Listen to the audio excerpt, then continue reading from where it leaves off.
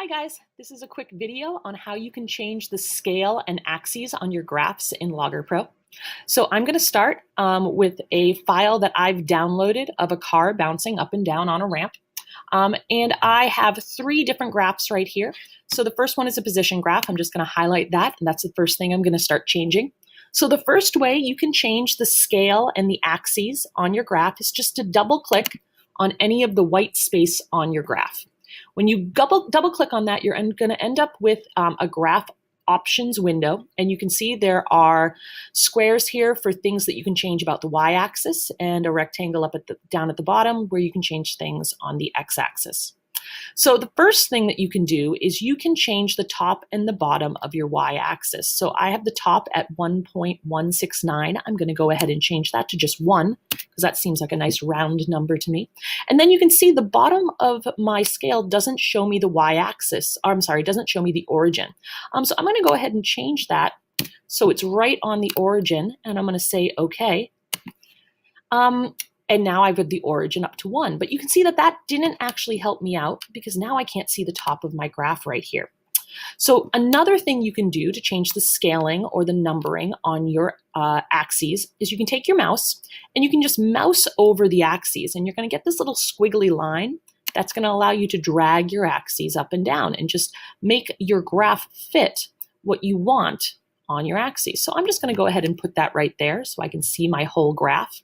This also works if I put it in the middle of my axes. I'm going to get a squiggly line with 2 arrows on the end. That's going to allow me to drag my axes up and down like this. Go ahead and put that back now. And then if I go down to the bottom, I'm going to get another squiggly line. That's going to let me change where the bottom range of my y-axis is. And I'm going to put that back to 0 because I like seeing 0 right there. And of course, you can do the same thing on your x-axis. You have the same options to drag your axes around. You can see that those lines show up when we mouse over our axes. And if we double click again on that white space, coming back to our graph options, down here at the bottom in our x-axis, we can change the left and the right bound of our scale right here. I like it at 0 and 10, so I'm going to go ahead and leave it there for now. So one of the last things you can do when you are scaling your axes is use what's called the auto scale button. So if you come up to the top of your LoggerPro, you have a bunch of icons to click on, and one of them is an A with axes around it, and it's the auto scale graph.